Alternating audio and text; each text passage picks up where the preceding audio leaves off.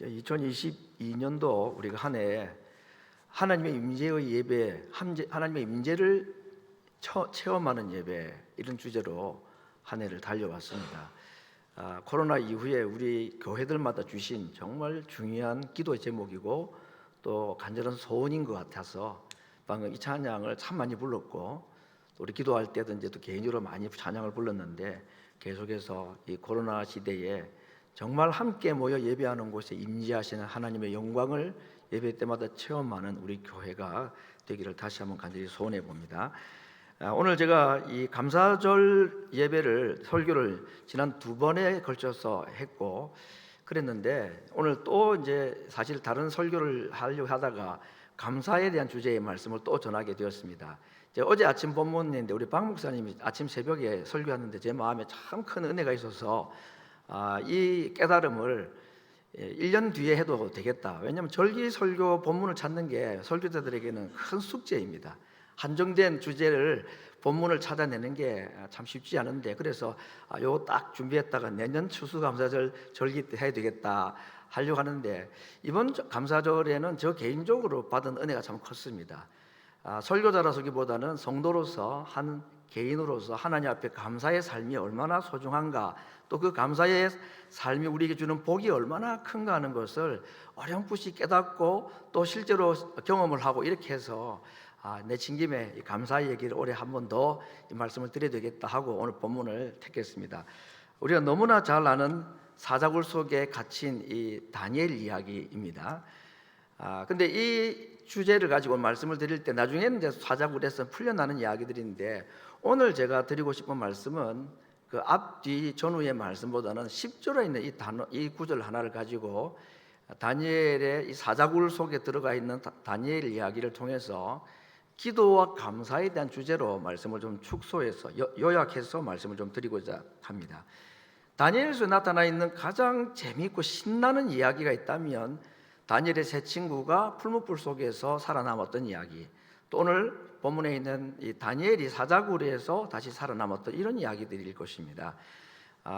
어릴 때는 정말 이게 무용단처럼 들렸고 너무 신앙에 큰 도전이 되었습니다. 이 이야기 자체로 우리는 뭐 그렇게 하기가 쉽지는 않겠지만 저렇게 살아야 되는 거구나, 그렇게 생각을 하고 참 도전을 많이 받았던 본문인데, 이제 중고등학생이나 뭐 대학생이나 또는 청년들 이후에 이런 장년이 되고 난 뒤에 이 이야기를 처음 읽는 사람들은 어떤 생각일까 하는 생각이 솔직히 궁금합니다. 저는 아주 어릴 때부터 들었던 얘기이기 때문에 의심도 해보지도 않고 재미있고 그렇다 싶은데, 철이 들 만큼 들고 알 만큼 안 이후에 이런 본문을 읽으면 어떤 느낌이 들까 참 궁금하기도 합니다. 근데 오늘 아무튼 이런 다니엘이나 그 친구들이 보여주었던 신앙의 모습이 전 세계적으로 특별히 박해받는 고난의 삶을 살았던, 식민지 경험을 했던, 종교의 자유가 박탈된 삶을 살았던 성도들에게는 정말 큰 위로가 되고 용기가 되었던 말씀인 것입니다. 우리 교단도 신사참배를 반대하다가 감옥에 가고 순교를 당하고 그 추록한 성도들이 세운 교단인데, 이 신사참배에 반대했던 것도 다른 말씀도 십계명도 있고 있겠지만, 다니엘의 세 친구들이 이 느부갓네살 왕의 신상에게 절하지 아니한 이것이 아마 큰 도전이 됐을 거라는 것은 우리가 의심의 여지가 없을 것입니다. 저도 교복 세대고 교련복 세대입니다. 그래서 중학교 다닐 때부터 이제 까까머리에다가 모자 쓰고 꼭 일본 학생들처럼 이렇게 배지 달고 뭐 이런 거 있잖아요. 그거 달고 이제 학교를 다니고 했는데, 교문에 딱 들어가게 되면 딱 서가지고 국기를 향해서 거수경례를 하고 들어가야 됐습니다. 여학생들은 그냥 고개 숙이고 들어가면 되는데, 근데 우리는 또 어떻게 또 배우기를 그 국기에 대해서 이 손을 얹고 국기에 대해서 뭐 맹세를 하고 다짐하고 하는 것은 뭐 우상숭배가 아니지만 아무튼 절을 하고 이 경례를 하고 하는 것은 이 우상숭배다고 이렇게 배워가지고 그 학교 들어갈 때마다 갈등이 생기는 겁니다. 그래가지고 선도부 선배들한테 엄청 많이 맞았습니다. 경례 안 한다고. 나는 이렇게 하고 들어갔는데 이거 아니라 이 거수경례 하라는 거죠. 그래서 참 이 본문에 이 친구들이 없었다면 그런 다짐을 하기가 쉽지 않았겠다 생각이 되어서 오늘 이런 다니엘과 그의 친구들이 보였던 신앙의 모습은 그 자체로 우리에게 큰 신앙의 도전이 되고 자극이 된 것은 사실입니다. 오늘 저는 이제 이 다니엘 친구나 다니엘이 사자굴에 들어가서 다시 살아나온 이 이야기보다도 그 전에 있었던 10절에 있었던 그의 기도에 관한 내용들을 좀 살펴보고자 합니다. 오늘 이야기는 다리오 왕이라 그랬습니다. 우리가 이스라엘 역사나 세계 역사를 잘 모르지만 아무튼 바벨론이라는 나라가 이스라엘 남유다를 점령했던 이야기는 우리가 알고 있고, 또 때가 되어서 70년, 정확하게는 한 48년 만입니다만은 다시 바벨론 포로에서 예루살렘으로 귀환한 이야기도 우리가 알고 있습니다. 오늘 이야기는 정확히 말하면은 이스라엘이 바벨론에 멸망한 이후에 포로에서 다시 예루살렘으로 돌아가기 약 1년 전, 그때 나라는 바벨론은 이미 메대와 파사라는 두 연합국에 의해서 점령을 당한 상태. 그래서 연도로 말하면 BC 539년 정도에 메대국의 초대 왕인 이 다리오가 왕이었을 때다. 다 잊어버려도 됩니다. 아무튼 지금 바벨론 시대는 끝났고 이제 메대나 파사라는 나라가, 페르시아죠, 그 나라가 다시 점령을 하던 그때의 다니엘 이야기입니다. 다니엘은요 1, 2, 3자 포로 중에 1자 포로 때에 바벨론으로 잡혀갔다가 느부갓네살, 나보니더스, 그 다음에 벨사살 술잔 가지고 예루살렘 성전에 가져온 술잔 가지고 술 파티하다가 죽은 사람이 있죠, 그죠? 그 왕들을 다 거치고 나라가 바뀌었음에도 불구하고 메대와 파사라는 이 나라에서도 여전히 고위 관직에 있었던 사람이었습니다. 그가 왕들의 꿈을 해석을 해주고 사실은 나라의 2인자 자리를 차지한 지가 오래되었는데 한 나라가 멸망을 하고 점령한 나라에서도 여전히 높은 관리, 그래서 이 다리오가 왕이 되고 난 뒤에 전국의 127개 도, 우리로 말하면 도나 주 정도 되겠죠. 그 주를 다스리는 방백들을 세우고 그들을 총관하라는 총리를 3사람을 세웠는데 그 중에 다니엘을 제일 으뜸 총리로 세웠다. 오늘 성경 그렇게 기록을 하고 있습니다. 그래서 나라가 바뀌고 정권이 바뀌고 왕이 바뀌어도 다니엘은 하나님께서 그를 특별히 붙잡아 주셔가지고 새로운 왕이 들어서고 새로운 나라가 들어서도 높은 자리를 계속 유지를 할 수 있었다 하는 이야기입니다. 이 이야기는 다른 이야기를 하는 것이 아니고 정말 하나님께서 이 다니엘 속에 하나님의 영이 충만하여서 세상의 왕들도 그를 어떻게 할 수가 없었다는 것을 이야기합니다. 다니엘이 세 총리 중에 가장 높은 총리가 되고 난 후에 나라를 얼마나 잘 다스렸는지 같은 동료 또는 본국 출신들의 관리들이 시샘을 하였습니다. 왕의 총애를 너무 받으니까 어떻게 해서든 모함을 해서 이 총리 자리에서 끌어내리고 싶은데 빈틈이 없었던 겁니다. 너무 일을 잘하고 그렇게 하니까. 사실 이 나라의 공무원이나 높은 관직에 있는 사람들이 자기 사심 버리고 참 제대로 나라를 위해서 봉사하면 정말 나라가 참 평안할 거라고 생각이 되는데 그렇게 되기가 참 쉽지 않은 모양입니다. 남의 나라잖아요. 포로로 잡혀가서 자기를 지배하는 나라의 포로 신분임에도 불구하고 마치 자기 나라처럼 생각하고 나라를 잘 운영을 하고 다스렸는데, 그가 하루에 3번씩 자기가 믿는 여호와 신께 기도한다는 것을 눈치챈 이 관리들이 이것을 가지고 꼬투리를 잡아서 모함하지 않으면 안 되겠다 하고 다리오 왕에게 찾아가지고 왕이여 만세수를 하옵소서 하면서 왕이 이 나라를 다스리시고 우리나라가 이렇게 잘 되었습니다 막 아부를 하고 난 뒤에, 그런데 왕이여 세상에 왕 외에 다른 사람에게나 다른 신을 높이고 그들에게 예배를 하고 그들에게 기도하고 하는 거 이거 막아야 합니다. 30일 동안에 테스트를 해가지고 정말 왕의 충신이 누군지를 한번 가려내야 됩니다 하고 제안을 하고 법령을 만들어서 왕이 도장을 찍었다, 사인을 했다 그랬습니다. 근데 오늘 본문은 이제 그렇게 말합니다. 그렇게 된 줄 알고도 그가 하나님 앞에 기도했다고 그랬습니다. 여러분 오늘 다니엘이 나라를 위하여서 정말 기도하고 잘 다스린 이 이야기는 그냥 있었던 게 아니라 그의 깊은 신앙을 보여주는데, 예레미야를 통해서 하나님께서 하신 말씀이 있습니다. 29장 7절에 보니까 너희는 내가 사로잡혀 가게 한 그 성읍, 그리고 바벨론이죠. 거기에 가면 그 바벨론의 평안하기를 위하여 힘쓰고 하나님께 기도하라. 그 성이 평안함으로 너희도 평안할 것이다 라고 말했습니다. 포로로 잡혀가는 이스라엘 백성들에게 바벨론의 평안을 위해서 기도해라 고 말씀했는데, 이 말씀대로 다니엘은 바벨론의 평안을 위해서 기도했다는 겁니다. 여러분, 우리가 무엇을 하든지 하나님의 영광을 위해서 하라고 그랬습니다.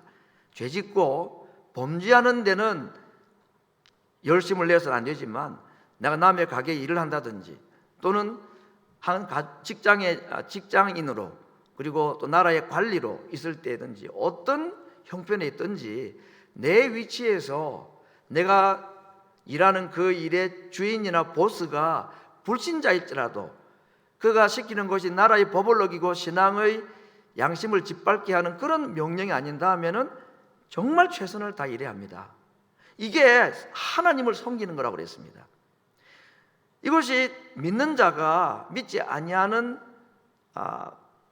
직장의 상사들이나 또는 보스들에게 해야 될 일이라고 말합니다. 우리가 신앙이 달라도 내가 있는 그 직장에서 그를 위해서 최선을 다하고 무엇을 위해서? 하나님의 영광을 위해서 하면 누구를 섬기는 결과가 되느냐? 하나님을 섬기는 거라고 했습니다.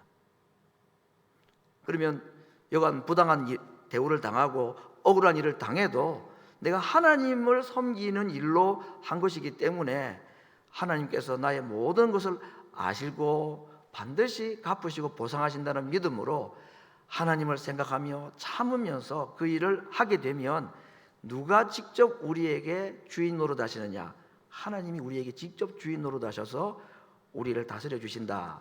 오늘 다니엘은 느부갓네살 왕을 비롯해 오늘 나라가 바뀐 다리오 왕에게도 하나님을 섬기듯이 최선을 다해요. 충성을 다했습니다. 딱 한 가지, 우상에게 절하는 거 하지 않고, 또 왕이 명령하는 하나님 외에 다른 사람에게는, 신에게는 기도하지 말라는 이 명령을 제외하고는 다 순종하는 것을 보게 됩니다. 오늘 이런 명령을 받고 난 뒤에 다니엘이 어떻게 했던가? 다니엘이 왕의 조서에 어인이 찍힌 것을 알고도 이 왕의 명령을 어기고 내가 하던 대로 하나님께 기도하면 사자굴에 당장 끌려간다는 걸 알고도 하루에 3번씩 기도했다라고 오늘 이제 성경이 말해주고 있습니다. 오늘 우리가 이 다니엘의 사자굴 앞에서 그가 취하였던 행동을 한번 깊이 있게 생각하고 우리 신앙의 큰 도전으로 바꾸자 이 본문을 택했는데, 오늘 이 다니엘이 사자굴 조서, 사자굴에 들어가는 법령을 어기고도 하나님께 계속 기도했던, 여기서 우리가 2가지를 좀 눈여겨보고자 합니다. 전에 행하던 대로 하루에 3번 무릎을 꿇고 기도했다. 2번째, 그 기도한 내용 중에 하나님께 감사를 하였다 하는 이야기를 좀 보고자 합니다. 먼저 기도에 관한 얘기를 좀 보고자 합니다. 지금 자기가 평소에 하루에 3번 예루살렘으로 향한 문을 열고 3번 무릎을 꿇고 하나님께 기도를 하고 있다는 것을 자기를 모함하고자 하는 이 신하들이, 간신들이 지켜보고 있다는 것을 그가 알고 있습니다. 그래서 보란 듯이 자기가 하나님 앞에 하던 대로 그 기도의 삶을 살았다 하는 것입니다. 이건 정말 하나님을 믿는 믿음이 아니면 절대로 할 수 없는 일이고, 다니엘이 그런 법령이 있는 줄 알고도 기도할 수 있었던 것은 전에 하던 대로 그가 평소에 기도하는 훈련이나 습관이 되어 있었기 때문에 가능했다는 것을 말해주고 있습니다. 여러분, 다니엘은 지금 어떻게 하다가 자기가 사자굴에 끌려가게 되어서 기도하기 시작한 것이 아닙니다. 그 이전에 먼저 그는 기도하는 삶을 살았고, 오히려 그 기도하는 습관이 이 법에 의해서 오히려 자기를 더 힘든 고통의 상황으로 끌고 가는 것을 알았지만 그는 하나님께 기도한 일을 중단하지 않고 계속 기도했다. 오늘 첫 번째 우리가 이 다니엘의 모습에서 얻을 수 있는 교훈은 그의 기도에 관한 말씀입니다. 기도에 관해서는 성경에서 너무 말씀을 많이 우리에게 해주고 있는데, 정말 사자같이 그는 담대하게, 그 말이 맞습니다. 사자굴에 끌려갈 것을 알고도 그는 사자같이 담대하게 하나님 앞에 기도했다고 말했습니다. 그래서 잠언 28장 1절에 보니까 악인은 쫓아오는 자가 없어도 도망하지만 의인은 사자같이 담대하다. 저는 이 말씀이 너무 멋있는 거죠. 다니엘이 지금 사자굴 앞에서 꼬리 내린 고양이처럼 그가 약해진 것이 아니고 사자굴 앞에서 그는 사자같이 담대했다는 겁니다. 나중에 누가 이깁니까? 사자같이 담대한 다니엘이 사자를 이기잖아요. 어떻게 이것이 가능합니까? 기도 때문에 가능한 겁니다. 기도 때문에. 여러분, 기도의 삶이라는 것이 얼마나 우리에게 평소에 중요한 역할을 하는가 하는 것을 다니엘의 삶에서 볼 수가 있습니다. 빌립보서 4장 6절, 오늘 우리가 교동문에서도 읽었던 본문인데 이 말씀 너무나 우리의 기도에 대한 확실한 말씀이죠. 아무것도 염려하지 말라 그랬습니다. 염려와 기도는 항상 상극입니다. 두 가지는 절대로 공존할 수가 없습니다. 우리는 둘 중에 하나를 하게 되는 것입니다. 염려를 하든 기도를 하든. 염려하면 기도 못하고 기도하면 염려 없어지는 겁니다. 자, 기도와 간구로 너희 구할 것을 역시 여기도 감사함으로 하나님께 아뢰라 그랬습니다. 자, 우리가 무슨 염려가 있죠? 다니엘 같으면 지금 사자굴이라는 염려가 있습니다. 물론 그전부터 해왔던 기도이지만 우리도 여러 가지 어려운 문제들이 생길 때가 있죠. 그때 우리가 취할 것이 뭐냐? 기도해야 된다. 근데 누가 기도할 수 있느냐? 기도하던 사람이 기도할 수 있습니다. 기도 훈련된 사람만 기도할 수 있습니다. 여러분, 그렇습니다. 그래서 우리가 평소에 기도 훈련을 하는 것은 게을리하지 말아야 될 겁니다. 왜냐하면 언젠가 사자굴을 만나는 위기가 내 앞에 닥쳐올 때에 기도해야만이 되는데 알고도 기도 못하는 것이 사자 앞에서 덜 벌벌 떠는 우리들의 모습, 사탄 앞에서 우는 사자 앞에서 우리가 떠는 모습과 같은 것이기 때문에 그렇습니다. 그래서 할 수만 있으면 기도의 훈련에는 우리가 최선을 다하는 것이 맞습니다, 여러분. 그래야 사자굴 앞에 설 때가 올 때에 그때 우리가 사자처럼 담대하게 하나님 앞에 무릎 꿇을 수 있어야 사자 앞에 무릎을 안 꿇을 수가 있다는 겁니다. 자, 그렇게 기도할 때에 하나님께서 어떤 약속하셨습니까? 모든 지각에 뛰어난 하나님의 평강, 모든 지각에 뛰어난다는 것, 우리가 가지고 있는 지각, 생각, 이론, 합리, 그걸 뛰어넘는 그 뒤에 있는 그 하나님의 평강. 여러분, 하나님의 평강이 어디 있느냐? 우리의 생각이나 느낌이나 우리가 가지고 있는 이성적인 판단 밖에 있는 것이 하나님의 평강입니다. 우리 대기권이라는 게 있잖아요, 그렇죠? 그 대기권 밖에는 공기층 밑에 있는 여기와는 전혀 다른 색입니다. 뭐 거기까지 안 가도 한 번씩 비행기를 타게 되면 구름이 있고 비가 와도 뚫고 올라가면 하늘이 비가 딱 그치고 위에는 다 햇빛이 쨍쨍하듯이 그 구름 밑에 있는 삶은 늘 걱정이고 염려지만 그 구름 밖에 있는 세상이 있다는 겁니다. 이게 우리의 지각 밖에 있는 하나님의 평강, 이게 들어와야 되는 겁니다, 여러분. 근데 이걸 가져오게 하는 방법이 뭐냐? 이게 기도다. 아멘. 자, 그렇게 우리가 기도하게 될 때에 내가 생각하지도 못하고 경험하지도 못한 내 생각 밖에, 내 경험 밖에, 세상 사람들의 이론 밖에 있는 그 너머에 있는 하나님의 평강이 내 어디에? 마음에 들어오게 된다.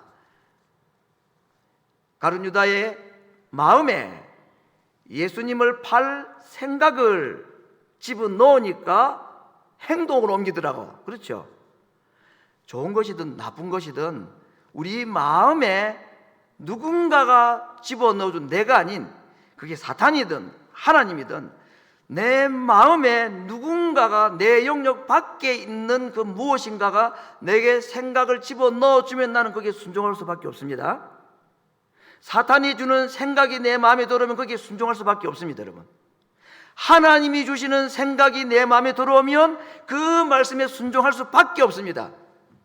기도하는 자에게 하나님의 평강이 우리의 마음에 들어오게 되어서 우리의 마음과 생각을 지켜주신다. 그걸 끌어들이는 통로와 같은 것이 무엇이다? 기도라. 다니엘은 그것을 너무나 잘 알았습니다. 그래서 그가 평소에 하나님께 기도했기에 사자굴 앞에서도 사자처럼 담대하고 사자 앞에 무릎 꿇지 않고 하나님 앞에 무릎을 꿇었더니 결국은 사자가 그 앞에 무릎을 꿇게 했다. 이걸 오늘 하나님께서 우리에게 말씀하는 것입니다. 오늘 두 번째 생각할 것은 주제에 해당되는 감사 이야기입니다. 그가 하나님께 기도했다, 전에 하던 대로. 근데 그 기도 중에 감사를 했다라는 말이 있습니다. 무슨 감사를 했을까요? 오늘 제가 제목을 이런 상황에서 어떻게 감사할 수 있는가 이렇게 했습니다. 아니, 기도하면 30일 동안만 안 하면 되는 거 아닙니까? 30일 동안 지금 테스트하는 거니까. 하나님, 상황이 지금 급박합니다. 제가 그냥 평소에 했던 대로 하지 않고 제가 그냥 눈 감고 묵상으로 늘 있던 자리에 있지 않고 제가 자리를 옮겨가지고 뭐 기도는 하죠. 긁어 불쏘낼 이유가 뭐가 있겠습니까? 뭐 제가 이 왕하고 맞짱을 떠가지고 좋을 게 뭐가 있겠습니까? 그러니 이제 제가 기도는 하는데 그냥 옛날 하던 방식은 잠시 30일 동안 중단하겠습니다. 저 같으면 그랬을 것 같습니다. 30일 동안 하나님을 안 섬기겠다는 것도 아니고 기도 안 하겠다는 것도 아니고 그냥 문 열고 하는 그 기도만 잠시 안 하면 되는 거 아닙니까? 근데 그렇게 하지 않았습니다. 왜 그랬을까 모르겠습니다. 왜 그랬을까요? 어리석은 겁니까? 너무 무대뽀로 신앙생활을 이렇게까지 할 필요가 있겠나 이런 생각이 드십니까? 다니엘이가 그렇게 조언을 할까요 우리가? 오히려 그는 그 상황에 감사를 했다 그랬습니다. 무슨 감사했는지 왜 감사했는지는 알 수가 없는데 아무튼 감사했다. 그래서 제가 한번 추적을 해보는 겁니다. 무슨 기도를 했고 무슨 감사를 했을까? 왜 감사가 나왔을까? 그 순간에 결과가 뻔한데 이 기도 끝나고 나면 사도굴에 끌려갈 것이 너무나 확실한데 왜냐하면 왕이 아무리 자기를 총애를 해도 나중에 그렇게 나오죠. 본문에 성경이 나옵니다. 신하들이 왕 앞에 다니엘이 왔을 때에 다니엘 세워놓고 신하들이 뭐라고 말하는지 아십니까? 왕이 도장 찍은 법령은 왕도 변개치 못하는 게 우리나라 법인 줄 아죠? 이랬습니다. 옛날에는 지금도 뭐 그러진 않겠지만 옛날에는 짐이 법이다 그랬습니다. 내가 하면 하는 거다 이것입니다. 근데 이 페르시아 제국만 해도 굉장히 법치가 잘 되어 있었던 나라였습니다. 그 왕이 자기가 찍은 법령인데도 불구하고 쓸데없어 그냥 내가 마음에 내키는 대로 할 거야, 이거 없는 걸로 할 거야 이래버리면 할 말이 없는데 그게 안 되도록 되어 있는 게 페르시아의 법이었다는 겁니다. 그러니 왕이 아무리 아끼는 다니엘도 사자굴에 집어넣는 일을 중단을 못하게 되는 것입니다. 그걸 알고도 그가 기도하게 됐던 것이 뭐가 감사할까요? 결과가 뻔함에도 불구하고 왜 감사했을까?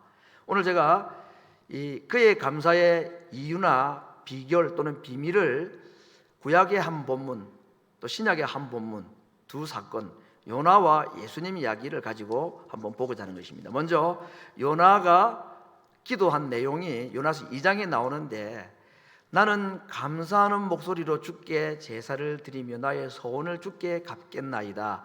구원은 여호와께로서 말미암나이다. 이건 어디서 한 기도냐면 물고기 배 속에서 한 기도입니다. 물론 여기서 말하는 이 감사라는 단어가 우리가 감사로 제사를 드리는 자가 하나님을 나를 영원하게 할 때 그 감사하고는 다릅니다. 그렇지만 내용 자체는 감사라는 말이기 때문에 이 요나가 고기 물고기 배 속에서 감사를 했습니다. 그런데 그 감사할 수 있는 상황이냐? 2절 4절에 보니까 지금 어떤 상황이냐면 내가 말하기를 내가 주의 목전에서 쫓겨났을지라도 하나님 명령 어기고 다시스로 가다가 풍랑만 나가지고 지금 물에 빠져 죽게 된 상황인데 물고기 배 속에 들어가 있는 거 아닙니까? 그래서 내가 다시 주의 성전을 바라보겠나이다. 내 영혼이 내 속에서 피곤할 때에 내가 여호와를 생각하였더니 내 기도가 주께 이르렀사오니 사오며 주의 성전에 미쳤나이다. 그가 물고기 배 속에 들어가서 죽었습니까? 살았습니까? 살았습니다.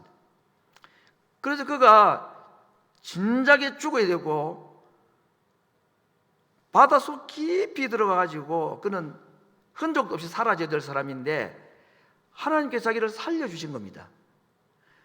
그가 기도한 것은 물고기로부터 구원을 기도한 것이 아니고 죄로부터 구원을 기도했습니다.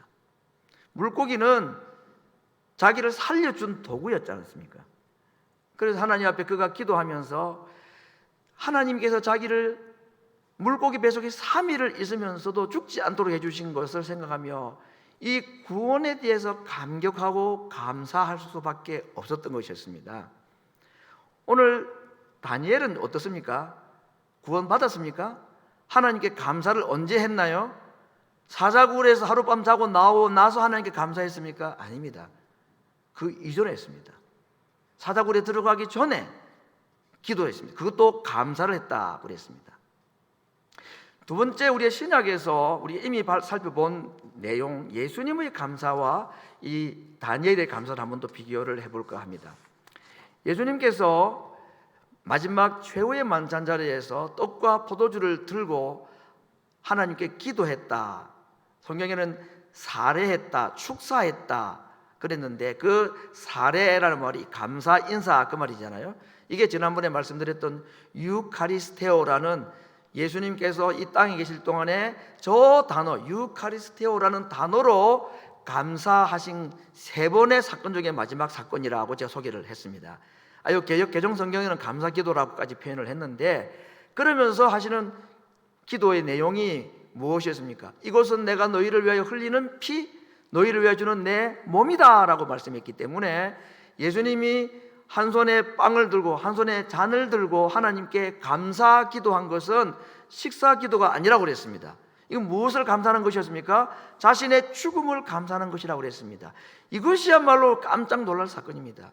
요나의 감사는 죽지 않고 살아난 것에 대한 감사, 다니엘은 아직까지 감옥에 사자굴에 들어가지 않았지만 왜 감사했을까요? 예수님의 기도와 비교해 볼 때에 다니엘은 분명히 알았습니다. 자기가 다시 살아날 것을 알았습니다. 사자굴에 잡혀가도 이미 자기 제 친구는 불 속에서도 살아나왔으니까 하나님께서 분명히 자기를 다시 살려주신다는 걸 알았습니다. 요나는 물고기 뱃속에서 육지로 살아나갈 걸 알았을까요? 몰랐을까요? 알았습니다. 왜죠?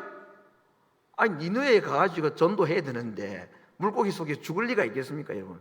조금만 머리가 좋으면 그 정도는 알죠.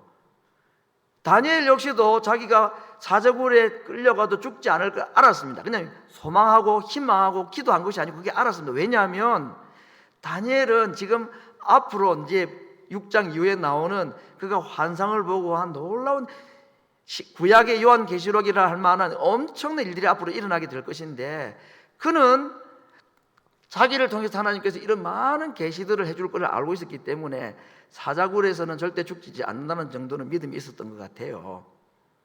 그러니까 감사한 겁니다. 이미 이런 감사라는 것은 그냥 간절히 소원하는 기도가 아닙니다. 가만 생각할 때에 하나님께서는 불 가운데서, 그러고 보면은 참 이 다니엘의 세 친구는 정말 다르죠. 물론 다니엘의 세 친구가 불 속에 들어가기 전에 하나님께 감사했다는 표현은 없긴 없습니다만은, 이 친구들은 하나님이 분명히 불 속에 안 들어가게 하시거나 불 속에 들어가도 나오게 하신다는 것까지 알았다고 믿었다고 그랬습니다. 근데 그들은 정말 나중에 혹 그렇게 안 하셔도 하나님이 능력이 없어서 못 하시는 게 아니라 다른 하나님의 뜻과 계획이 있기 때문에 혹시 우리가 불 가운데 다 죽어도 우리는 우리의 길을 갈 것이다, 이 얘기가 아니었습니까? 근데 다니엘은 사자굴에 들어가는 것까지도 알았죠. 거기서 나온다는 걸 알았다는 겁니다. 어떻게? 그가 해야 될 일이 있기 때문이었습니다. 예수님 마찬가지입니다. 떡과 포도주를 들고 자신의 십자가를 들고 지금 하나님께 감사하고 있습니다. 두 가지 이유 때문에 이미 제가 2번 정도 말씀드렸죠. 하나는 그 죽음으로 말미암아 얻게 될 영혼의 추수물인 오늘 우리들, 2000년 뒤에 내가 예수님 믿게 될 것을 아셨기 때문에 2000년 뒤에 나를 바라보시고 예수님이 감사하셨더랬습니다. 자기의 십자가의 죽음이 아니면 나의 구원이 이루어지지 아니하기 때문에 나의 구원을 위해서는 예수님이 죽으셔야 되는데 그럴 만한 가치가 있다고 생각하시고 감사했다는 것이고, 두 번째는 예수님께서 3일 뒤에 반드시 살려주신다는 하나님에 대한 절대적인 믿음이 있었습니다. 예수님이 살아나야 될 이유는 무엇입니까? 우리의 부활을 위해서입니다. 예수님은 내가 억울하게 죽었으니까, 죄 없이 죽었으니까 하나님이 살려주시겠지, 하나님이 그 정도 양심도 없으실까, 그런 이유 때문에 부활을 믿은 게 아니고 우리가 부활해야 되기 때문에 예수님이 부활하실 것을 그분이 믿으셨다는 겁니다. 그래서 예수님은 자기의 죽음을 감사했습니다. 다니엘은 자기 죽음을 감사하지 않았습니다. 그래서 요나나 다니엘의 감사보다 예수님의 감사가 더 탁월할 수밖에 없는 이유는 그분은 정말 죽음을 감사했기 때문이라고 말하고 있습니다. 오늘 우리가 이 다니엘의 사자굴 앞에서의 행동, 그가 하던 대로 하나님께 기도했다. 그때 기도했을 때에 빌립보서 4장 6절 7절의 말씀에 의하면은 다니엘 마음에 사자굴 앞에서도 그가 전에 하던 대로 기도했을 때에 하나님께서 다니엘에게 어떤 마음을 주셨을까요? 평안. 모든 지각에 뛰어난 평안이 그의 마음에 부어졌을 겁니다. 두려움이나 조바심이 아니고 평안한 가운데서 사자굴에 들어갈 때, 풀무불 속에 들어갈 때 두려운 마음, 이거 끝내 내 인생 이렇게 끝나는가? 주여, 좋습니다. 저를 나의 영혼을 받아 주옵소서. 그런 죽음을 각오하고 들어갔을까? 혹시 죽음이 온다 할지라도 그거 아니라도 마음의 평안이 절대로 자기를 삼킬 수가 없었던 것을 그가 경험하였을 것입니다. 하나님께 감사를 드렸다. 왜냐하면 하나님께서 반드시 자기를 이 일을 통해서 다시 살려주시고 구원해 주신다는 믿음이 그에게 있었기 때문이다 하고 말하고 있습니다. 오늘 제가 드리는 마지막 질문입니다. 어떤 내용인지 모르지만 이런 내용으로 다니엘이 하나님께 감사를 했다고 했는데 어떻게 그 감사가 나올 수 있었느냐? 하나님에 대한 믿음 때문에 감사하다 그랬습니다. 그렇죠? 지난번에는 제가 무엇이 우리에게 기쁨과 감사를 준다고 했습니까? 하나님의 은혜에 대한 깨달음이, 그렇죠? 이미 내게 베풀어 주신 과거에, 현재에 이미 베풀어 주신 은혜의 깨달음이 나에게는 기쁨, 하나님께는 감사가 되고, 우리가 하나님께 그 주신 마땅히 받은 은혜이기 때문에 마땅히 죄송합니다. 주신 은혜이기 때문에 마땅히 드려야 될 감사임에도 불구하고 하나님은 그 감사를 마땅히 받으시지 않고 우리에게 어떻게 하신다고 그랬죠? 다시 은혜와 복으로 채워주신다고 그랬습니다. 그런데 지금 다니엘은 하나님께서 베풀어 주신 은혜에 대한 감사가 아니죠. 예수님도 마찬가지고. 다니엘의 감사와 예수님의 감사는 무엇입니까? 일어날 일에 대한 감사였습니다. 일어난 일에 대한 감사는 좀 양심이 있으면 할 수가 있을 텐데 일어나지도 않았지만 사자굴에서 구출받을 것, 자신의 죽음을 통해서 우리의 영혼의 구원이 이루어질 것을 믿고 3일 뒤에 다시 죽음에서 살려주실 것을 믿고 구한 감사였습니다. 그러므로 우리에게 감사의 루트는 두 가지입니다. 하나는 은혜에 대한 깨달음이고 하나는 무엇이죠? 주실 응답에 대한 믿음입니다. 오늘 다니엘의 감사는 주실 은혜에 대한, 주실 응답에 대한 믿음으로 인한 감사였습니다. 예수님도 같은 감사였습니다. 자, 그러면 결국 우리에게는 내게 앞으로 일어나게 될 하나님의 약속에 대한 믿음이 있어야 감사가 가능한 거 아니겠습니까? 어떻게 이 믿음이 생기느냐? 이게 오늘 마지막 적용 질문입니다. 첫 번째, 믿음은 무엇에서? 들음에서. 뭘 들음으로? 그리스도의 말씀을 들음으로. 결국 믿음의 출발은 말씀입니다. 말씀을 듣는 데서부터 출발한다 그랬습니다. 히브리서 4장 2절에서는 그런데 그 말씀을 들었는데도 불구하고 저희들에게, 이건 광야 40년 유대 백성들을 말한 것입니다. 저희들에게 유익이 되고 효력이 나타나지 못한 이유는 그들이 하나님의 말씀을 들었음에도 불구하고 믿음으로 화합하지 아니하였기 때문이다 그랬습니다. 그러므로 우리가 다니엘이든 예수님과 같이 이렇게 미래에 있게 될 하나님의 응답, 약속에 대한 믿음이 우리에게 진정한 감사를 가져오게 한다고 했다면 어떻게 우리가 그 믿음을 가질 수가 있는가? 첫 번째는 말씀을 들어야 된다 그랬습니다. 이 말씀이 내게 믿음이 되기 위해서는 이것이 내가 믿음으로 화합한다는 말은 영어로는 믹스라는 단어를 썼습니다. 믹스. 어떻게 우리가 말씀에 믿음이 믹서가 되어가지고 믿음이 화합이 되어가지고 이것이 우리에게 믿음이 되는가? 세 가지 방법입니다. 말씀의 믿음으로 화합하기. 첫 번째, 착하고 좋은 마음으로 말씀을 들어라. 좋은 땅에 뿌려진 네 가지 밭에 대한 예수님의 말씀이죠. 두 번째, 그 들어온 말씀을 마음에 지켜라. 이 말은 마음에 잘 보존을 하라. 새가 와서 주워 먹지 않도록, 뺏어가지 않도록 잘 킵해라. 세 번째는 거기에 기도를 더해야 된다. 왜냐하면 말씀이 뿌리 내리고 자라게 하시는 분은 하나님이시기 때문에, 자라게 하시는 분은 하나님이기 때문에 내 마음에 떨어진 말씀이 내게 믿음이 되기 위해서는 누군가가 나의 믿음을 자라게 해줘야 되는데, 그걸 누구 하시느냐? 성경을 기록할 때 역사하신 성령님만 말씀이 우리에게 믿음이 되는데 도움을 주실 수 있는 분이십니다. 성령의 말씀에 믹서가 되고 성령의 말씀에 역사하기 위해서는 우리에게 필요한 것이 무엇이라고요? 기도다 하는 것입니다. 아무리 생각해도 믿음은 이렇게 주어지는 것이고, 이런 믿음이 있을 때에 사자굴 앞에서도 감사할 수 있는 믿음이 우리에게 주어지는 것입니다. 성도 여러분, 한평생 살아갈 때에 어려운 일 안 만나고 기도할 제목 없이 편안하게 사는 것이 복이라고 생각하십니까? 그런 사람 자체는 아예 없습니다. 믿는 사람이 믿지 않는 사람이나. 그럴 사람은 땅에 아무도 없습니다. 우리에게는 어떻게 해서든지 어려움이 이렇게 찾아오게 되어 있는 겁니다. 평생. 그러므로 사달구고 같고 풀무불고 같던 어려움들, 시련들을 만날 때에 우리에게 정말 필요한 것이 무엇이냐?